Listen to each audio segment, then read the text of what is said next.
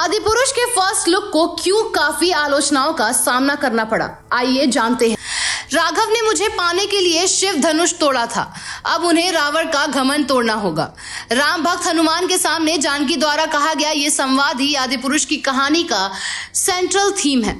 बचपन से हम रामायण और रामलीलाओं में राघव द्वारा अन्याय पर न्याय की जीत वाली इस महान गाथा को देखते, सुनते और पढ़ते आए हैं। तानाजी के लिए राष्ट्रीय पुरस्कार पा चुके ओम रावत ने निसंदेह आज की जनरेशन के लिए इस महाकाव्य को भव्य स्केल पर बड़े पर्दे पर साकार किया है, मगर वो ये समझने में चूक गए कि दशकों से हम जिस रामायण को देखने सुनने के आदी हैं, उसकी एक बहुत ही मजबूत छवि हमारे दिलों में बसती है। ऐसे में उस छवि के साथ एक्सपेरिमेंट में सावधानी बरतना जरूरी है और यही उनकी भूल है। कहानी की शुरुआत महर्षि वाल्मीकि की रामायण की तर्ज पर ही होती है, जहां राम सिया राम गीत के माध्यम से बैकड्रॉप में राम और सीता का विवाह, कैकेयी द्वारा राजा दशरथ से 3 वचन की मांग, राम सीता लक्ष्मण का वनवास, छोटे भाई भरत द्वारा बड़े भाई की पदुकाएं ले जाना जैसे प्रसंग दर्शाए गए हैं। राघव अपनी पत्नी जानकी और शेष के साथ पिता के दिए गए वचनों का पालन करने के लिए वनवास काट रहे हैं। उधर लंका में रावण की बहन अपनी कटी हुई नाक लेकर भाई लंकापति रावण के पास जाकर विलाप करती हैं। वह भाई को प्रतिशोध के लिए ब्रह्मांड की सर्वाधिक सुंदरी जानकी को अपहरण कर लाने के उकसाती हैं। जंगल में जानकी को एक स्वर्ण मृग दिखाई देता है, जिसे पाने के लिए वह ललायित हैं। जानकी की इच्छा को पूरा करने के लिए राघव स्वर्ण मृग के पीछे दौड़ते हैं, इस बात से अनजान कि वह महज रावण का एक छलावा है। शेष को अपने भाई राघव की मदद की गुहार सुनाई देती है। वह जानकी को लक्ष्मण रेखा पार न करने की हिदायत देकर राघव की सहायता के लिए निकल पड़ता है और इधर रावण भिक्षा लेने के बहाने साधु का वेश धारण करके सीता को हर ले जाता है। बस उसके बाद राघव द्वारा सुग्रीव और हनुमान की मदद से लंकेश का संहार ही कहानी का क्लाइमैक्स है। इसके बीच में जटायु रावण का युद्ध, सबरी के बेर, बाली सुग्रीव का मल्ल युद्ध, राम सेतु का बनना, हनुमान द्वारा संजीवनी बूटी का लाना, इंद्रजीत और मेघनाथ वध जैसे प्रसंगों को भी समेटा गया है। आदिपुरुष के फर्स्ट लुक को काफी आलोचनाओं का सामना करना पड़ा था और उसके बाद उसमें काफी बदलाव किए गए, मगर मूल चीजें जस की जस रह गई। इसमें कोई दो राय नहीं कि वीएफएक्स के मामले में फिल्म एक विजुअल ट्रीट साबित होती है, मगर सीजीआई की खामियां रह गई।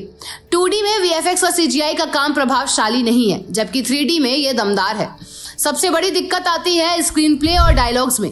मनोज मुत्शीर के लिखे डायलॉग्स में जहां राघव और रावण के चरित्र समृद्ध हिंदी जैसे जानकी में मेरे प्राण बसते हैं और मर्यादा मुझे अपने प्राणों से भी प्यारी है बोलते नजर आते हैं, वहीं दूसरी ओर बजरंग और इंद्रजीत तेरे बाप की जलेगी, बुआ का बगीचा समझा है क्या जैसे संवाद बोलकर उपसाह का पात्र बन जाते हैं। निर्देशक ओम रावत ने इसे मॉडर्न लुक देने के लिए रावण की लंका को ग्रेइश कैसल लुक दिया है, जो रावण की सोने की चमचमाती लंका के विपरीत हैरी पॉटर या गेम्स ऑफ थ्रोन्स के किले की तरह दिखते हैं।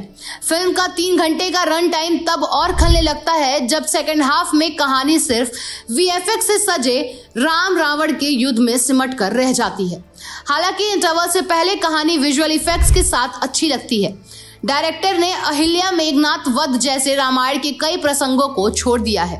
बाली और सुग्रीव को वानरों का विशुद्ध रूप दिया है, तो रावण के लुक, कॉस्ट्यूम और उसके शस्त्रों को कुछ ज्यादा ही मॉडर्नाइज कर दिया गया है। रावण को एक पिशाच जैसे जानवर की सवारी करते दिखाई गया है। उसके अस्त्र शस्त्र गेम्स ऑफ थ्रोन्स की याद दिलाते हैं। संचित अंकित बलहारा का बैकग्राउंड स्कोर दमदार है, मगर अजय अतुल के संगीत में गाने उतने कमाल के नहीं बन पाए। हाँ, जय श्री राम, राजा राम और तू है शीतल धारा सुनने में अच्छे लगते हैं। एक्टिंग के मामले में प्रभास ने राघव को संयमित और मर्यादा पुरुषोत्तम के रूप में निभाया है। रावण के रूप में सैफ अली खान खूब जचते हैं, मगर डिजिटल टेक्निक से उनकी कद काट को कुछ ज्यादा ही विशालकाय दिखाया गया है। जानकी के रूप में कृति सैनन परफेक्ट रही हैं। खूबसूरत लगने के साथ साथ उन्होंने दमदार अभिनय किया है, मगर उनका उतना स्क्रीन स्पेस नहीं मिला गया है। लक्ष्मण के रूप में सनी सिंह में वो तेजी नजर नहीं आती जिसके लिए लक्ष्मण पहचाने जाते हैं। बजरंग के रूप में देवदत्त ने अपने चरित्र के साथ न्याय किया है। इंद्रजीत की भूमिका में वत्सल सेठ को अच्छा खासा स्क्रीन स्पेस मिला है, जिसे उन्होंने खूबसूरती से निभाया है। मंदोदरी के किरदार में सोनल चौहान महज 2 सीन में नजर आती हैं।